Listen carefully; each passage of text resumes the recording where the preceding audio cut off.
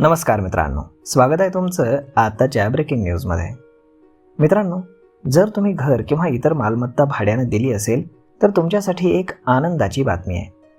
केंद्र सरकारनं भाडेकरूंवरती TDS म्हणजेच टॅक्स डिडक्टेड ॲट सोर्स कापण्याची मर्यादा वाढवण्याचा मोठा निर्णय घेतला आहे। आता ही मर्यादा 2,40,000वरून थेट 6 लाखांपर्यंत करण्यात आली आहे। वित्तमंत्री निर्मला सीतारामन यांनी 1 फेब्रुवारी 2025 रोजी अर्थसंकल्प सादर करताना या बदलाची घोषणा केली आहे।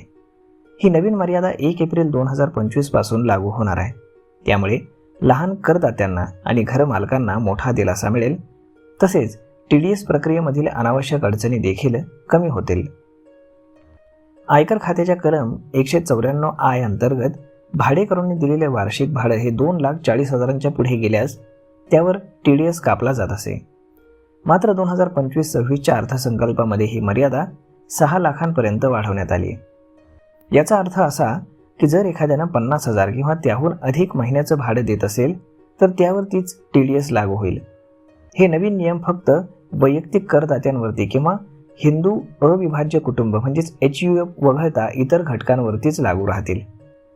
सरळ भाषेत सांगायचं झालं तर जर घर, मकान, दुकान, जमीन किंवा मशिनरी भाड्याने दिली असेल आणि त्याचं वार्षिक उत्पन्न हे 6 लाखांपेक्षा कमी असेल तर त्यावरती इथनं पुढे TDS हा लागू राहणार नाही। याचा सर्वसामान्य करदात्यांना काय काय फायदा होणार आहे तेही पाहू।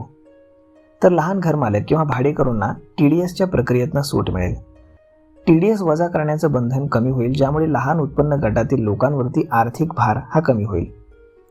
कर परतावा म्हणजेच इन्कम टॅक्स रिटर्न भरण्यास सोपं होईल, कारण कमी उत्पन्न गटातील लोकांना TDS वजावटीसाठी अर्ज करण्याची गरज पडणार नाही। केंद्र सरकारच्या या निर्णयामुळे भाड्यानं राहणाऱ्या आणि भाडं मिळवणाऱ्या दोघांनाही फायदा होईल।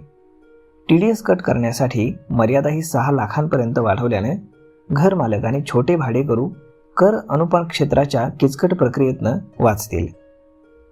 तर मग मित्रांनो, अशा पद्धतीनं मोदी सरकारने हा नवीन नियम लागू केल्यानंतर घरमालकांसाठी मात्र किंवा भाडं घेणाऱ्यांसाठी मात्र ही गुड न्यूज असणार आहे। यावरती आपलं मत काय आहे हे तुम्ही आम्हाला कमेंट करून नक्कीच सांगा। आणि जर हा व्हिडिओ तुम्हाला आवडला असेल तर आपल्या जवळच्या मित्रमंडळींसोबत देखील हा व्हिडिओ तुम्ही शेअर करायला विसरू नका। धन्यवाद।